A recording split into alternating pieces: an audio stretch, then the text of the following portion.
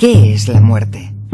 Hombres y mujeres dotados de la luz del conocimiento en el devenir de los tiempos han intentado responder a esta pregunta, 1000 veces formulada, con las más azarosas estrategias del intelecto, con la más profunda dedicación del espíritu y con la más angustiosa frustración. Ya decía Heidegger que el hombre es un ser para la muerte. Quizás sea esta la razón por la que aún hoy seguimos sin encontrar una respuesta universalmente convincente al extraordinario fenómeno de la muerte, a pesar de haber sido acorralada por todas las disciplinas del conocimiento, religiones y culturas del planeta. La muerte es algo que está de actualidad en cada momento de la historia, y de la muerte se ha hablado en contraposición a la vida. Ya decía Platón que en realidad la vida no era más que un ejercicio del buen morir. El buen morir ha sido algo que todos hemos perseguido, que todas las civilizaciones han tenido en cuenta. Entonces nos encontramos con que en este tipo de culturas tienen otros tipos de filosofías sobre la vida y por supuesto sobre la muerte. De ahí que desde ya, parece ser que desde los orígenes de la humanidad se pensó ya en los ritos, quizá no tan sofisticados como tuvimos más tarde, pero se pensó en el rito como una manera de equilibrar, de armonizar aquella pérdida, aquel trance tan doloroso que se había tenido. Es una manera de intentar regularizar una cuestión, darle, digamos, el portazo final. Podría decirse que el ser humano es por naturaleza ritualista y que su existencia siempre estuvo cercada por los mitos, especialmente por los mitos de origen y reproducida en los ritos, manifestaciones estrechamente vinculadas a las creencias de cada cultura.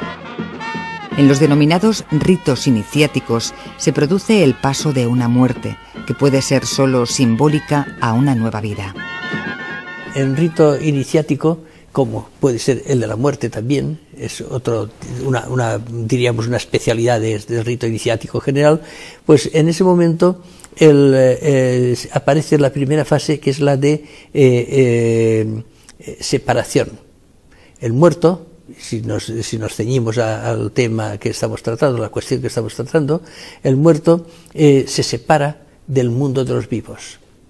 En segundo lugar, hay una fase de liminalidad, es decir, de si es o no es, que a veces desde el deceso, desde la muerte hasta el entierro, que puede ser al cabo de un año, diríamos, en las condiciones que hemos dicho anteriormente, hay una fase de liminalidad que no es ni carne ni pescado, digamos, es una fase transitoria. Y finalmente hay una tercera fase, que es la de agregación. Ya él ha pasado por estas dos fases anteriores y el muerto se convierte, diríamos, en un personaje más de la cadena de los muertos. Es decir, se ha agregado a un estatus social totalmente distinto de cuando era vivo. Estos ritos iniciáticos tienen un simbolismo muy grande, porque precisamente aluden a la cuestión de la muerte. En el rito iniciático, cualquiera que sea, se produce lo que se llama técnicamente una metanoia, un cambio de estado. Ya decía Malinowski, el gran antropólogo polaco, que no existe un universal sobre la muerte. Podríamos decir que no se muere igual en África que en Europa, como no es lo mismo morir en una comunidad originaria, mal llamada primitiva, o en un pueblo oriental, que en un país desarrollado y occidental. Y a juzgar por el testimonio de las antiguas civilizaciones, parece ser que tampoco se moría igual en el pasado. Bueno, hay dos grandes ideas que vertebran todas las tradiciones religiosas del mundo, ¿no?, de nuestro planeta. Por un lado, la idea de la transmigración, o la doctrina de la transmigración, y la doctrina de la inmortalidad. Estas dos grandes ideas, que son las que vertebran todas las tradiciones religiosas, en algunas se ha hecho más énfasis en ellas. Por ejemplo, en el caso de la India, en el caso del budismo, el jainismo, etcétera, ¿no? Y por supuesto también Occidente ha participado o ha tenido algo que ver con esta idea, como en el caso del orfismo, o también Pitágoras, Empédocles de Agrigento, Platón, Plotino, etcétera, pues todos y cada uno de ellos han hablado de la doctrina de la transmigración, se han referido a la transmigración, aparte, digamos, de la India. Y lo curioso del asunto es que surjan en dos universos, en dos culturas distintas, dos universos distintos, ¿no? Ya en la Grecia antigua, el orfismo explicaba el origen del hombre y la causa de sus sufrimientos a su doble naturaleza dionisíaca y titánica. Sus adeptos creían en la reencarnación y en la inmortalidad del alma y sentían la carga de una especie de culpa que debían purificar en esta vida. Al final de la existencia, el alma, liberada del cuerpo, tumba y cárcel, podría reintegrarse al mundo divino de origen.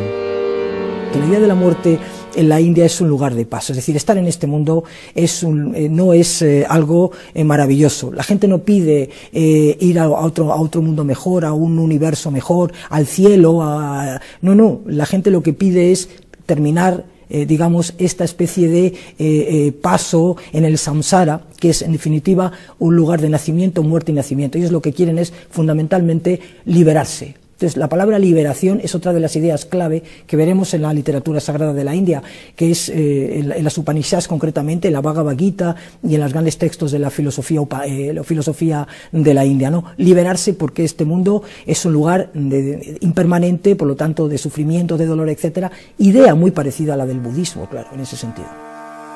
La palabra karma viene del sánscrito y su significado etimológico es acción.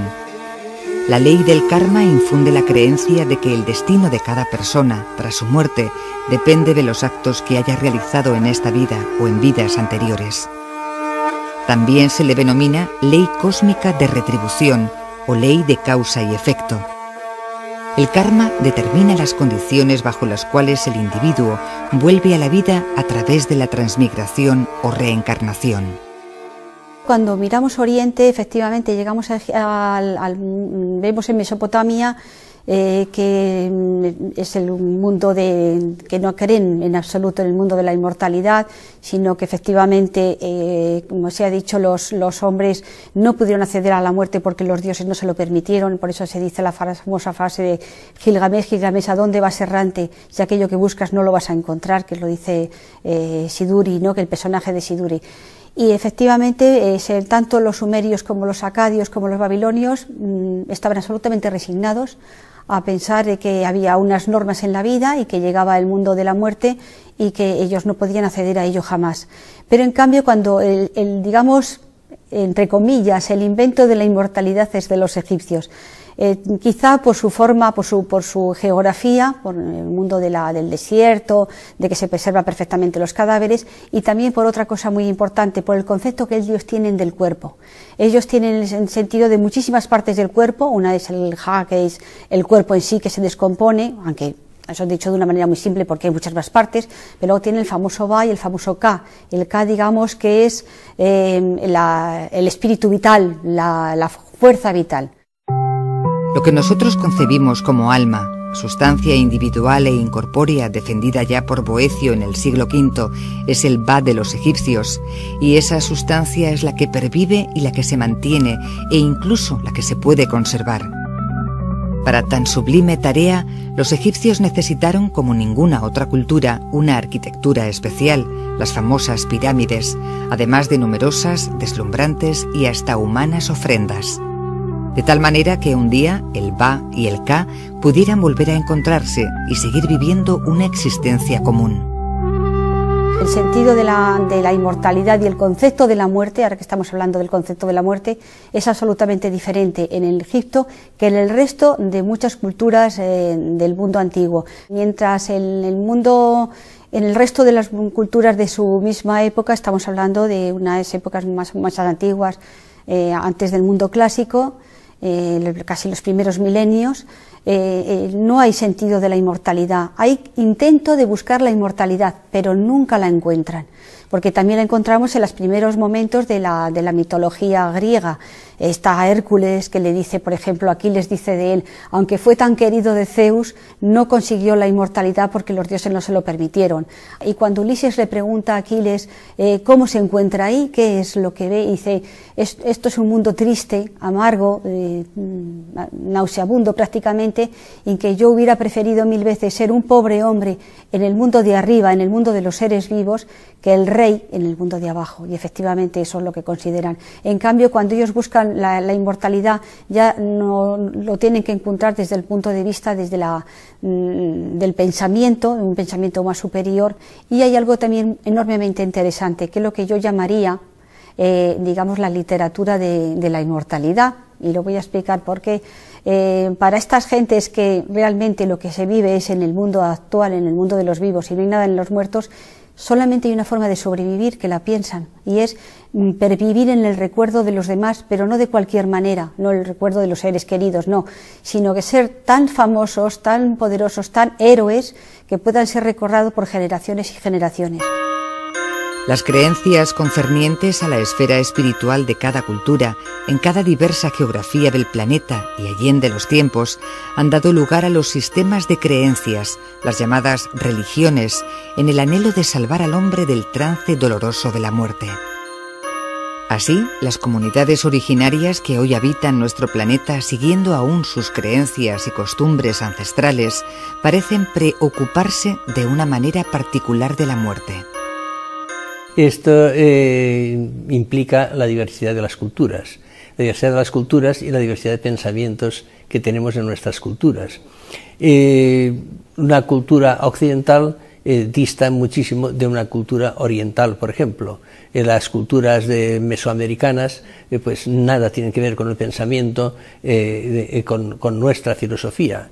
De hecho, siempre estamos hablando de la filosofía griega como los orígenes del pensar, del paso del mito al rito, del mito al logos, y entonces contraponemos y pensando que nosotros estamos en posesión de la verdad. Es una especie de etnocentrismo que practicamos cotidianamente. Para el pueblo cuna de Panamá es el canto de pasaje de la vida a la muerte que los cunas brindan a todos sus difuntos desde tiempos remotos. El Masar Dulet, o cantor, es el encargado de conducir el canto ritual de despedida, sin descanso, durante 2 días.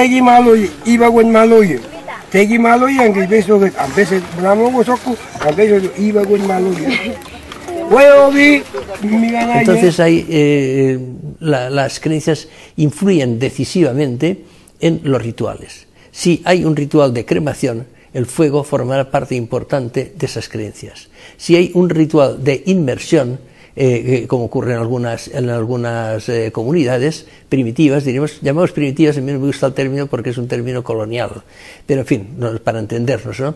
Entonces tenemos algunas cuestiones de este tipo que diversifican los rituales. Parece que sean contradictorios, parece que no tengan nada que ver uno con el otro, pero en el fondo todos persiguen el mismo interés y el mismo objetivo, es decir, regularizar la situación que se ha producido pues por un trauma, un desenganche, diríamos, de la vida que ha tenido uno de sus miembros.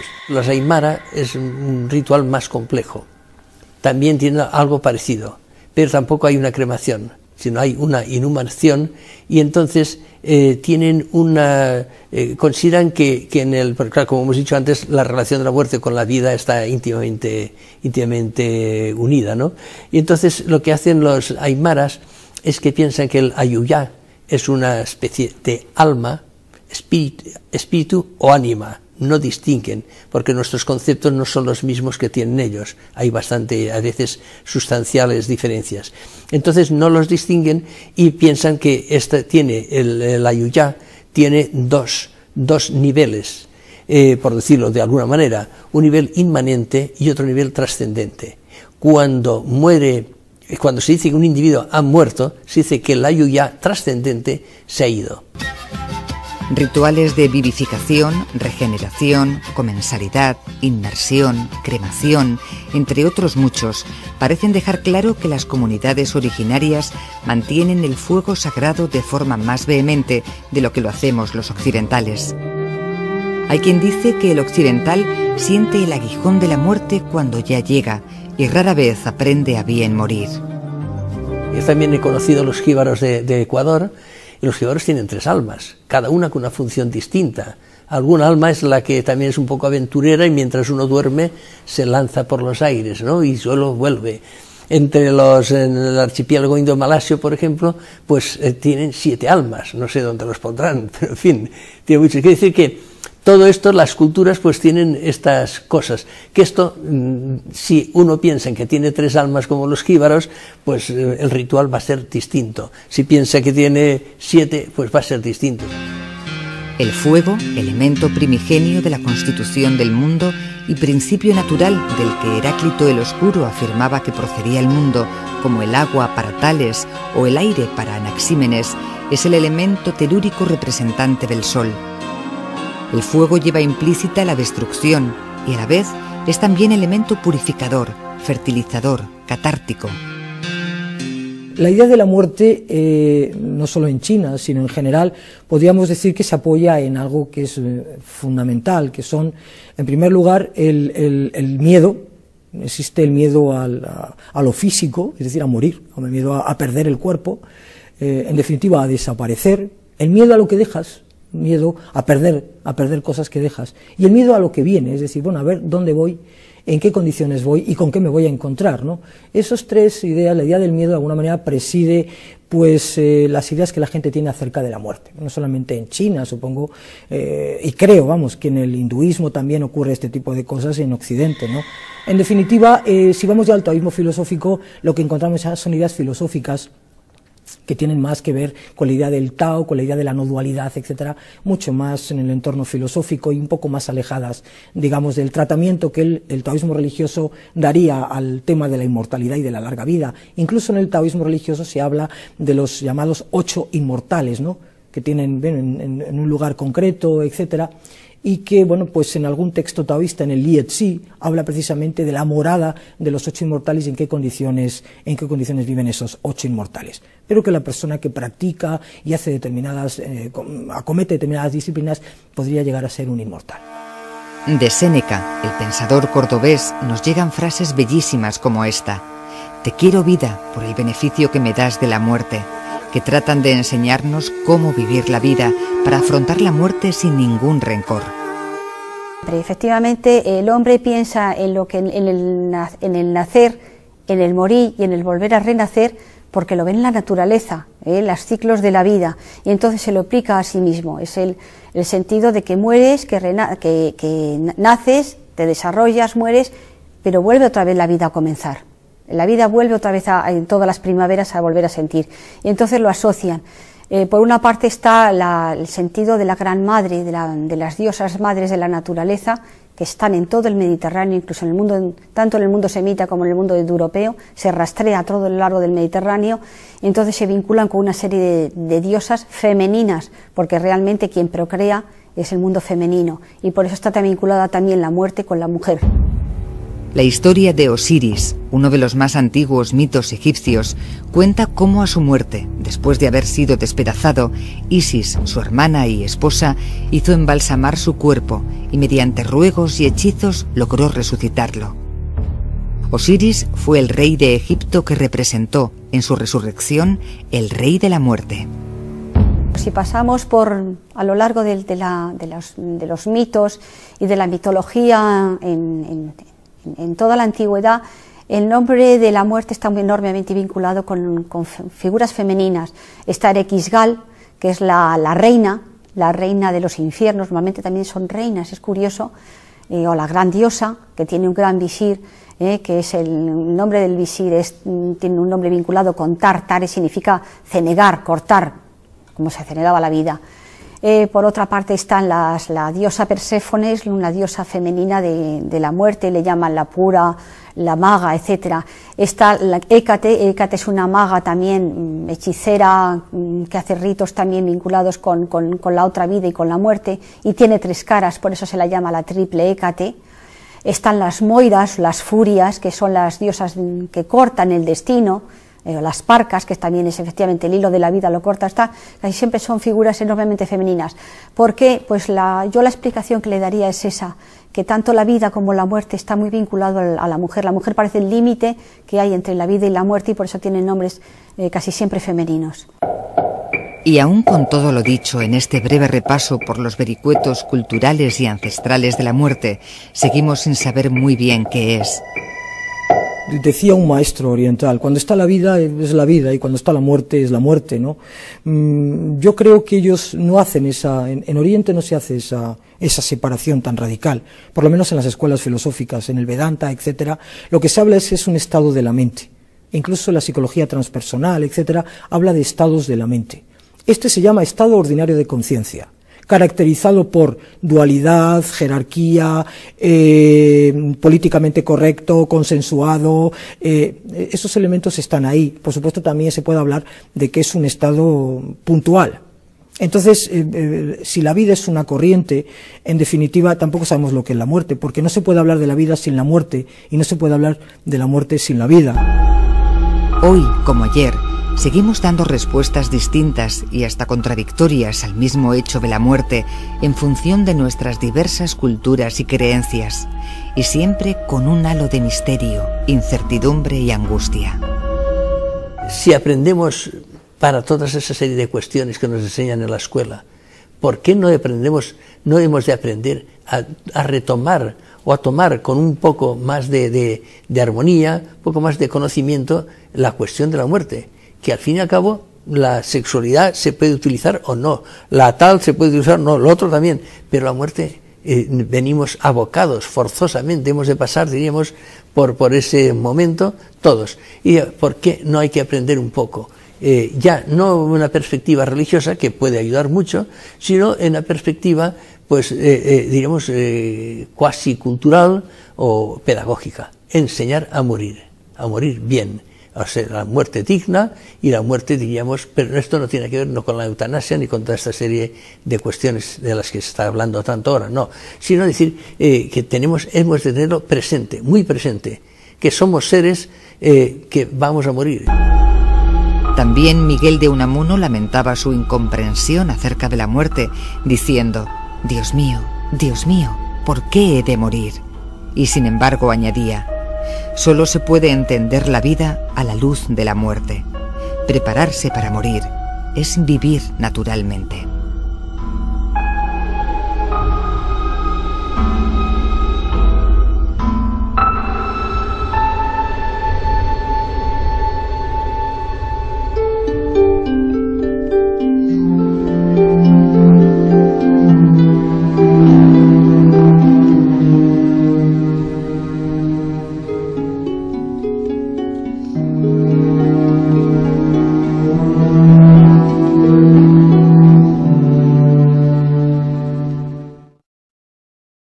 Universalmente convincente al extraordinario fenómeno de la muerte, a pesar de haber sido acorralada por todas las disciplinas del conocimiento, religiones y culturas del planeta. La muerte es algo que está de actualidad en cada momento de la historia, y de la muerte se ha hablado en contraposición a la vida. Ya decía Platón que en realidad la vida no era más que un ejercicio del buen morir. El buen morir ha sido algo que todos hemos perseguido, que todas las civilizaciones han tenido en cuenta. Entonces nos encontramos con que en este tipo de culturas tienen otros tipos de filosofías sobre la vida y por supuesto sobre la muerte. De ahí que desde ya, parece ser que desde los orígenes de la humanidad se pensó ya en los ritos, quizá no tan sofisticados como tuvimos más tarde.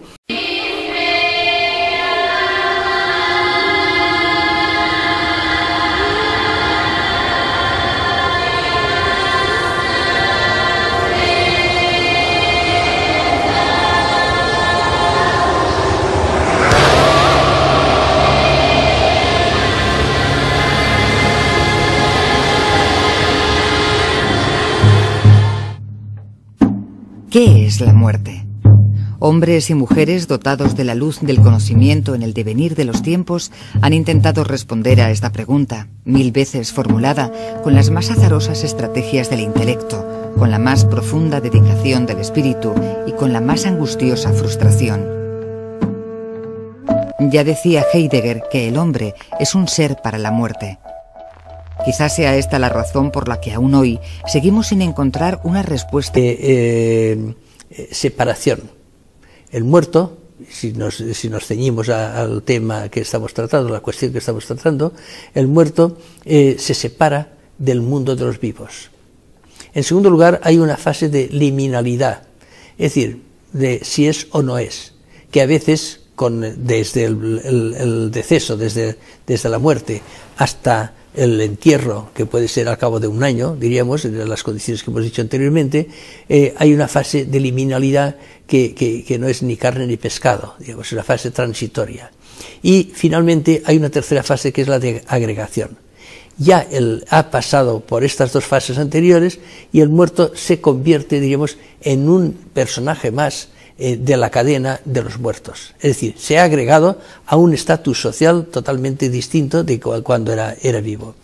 Estos ritos iniciáticos tienen un simbolismo muy grande porque precisamente aluden a la cuestión de la muerte. En el rito iniciático, cualquiera que sea, se produce lo que se llama técnicamente una metanoia, un cambio de estado. Ya decía Malinowski, el gran antropólogo polaco, que no existe un universal sobre la muerte.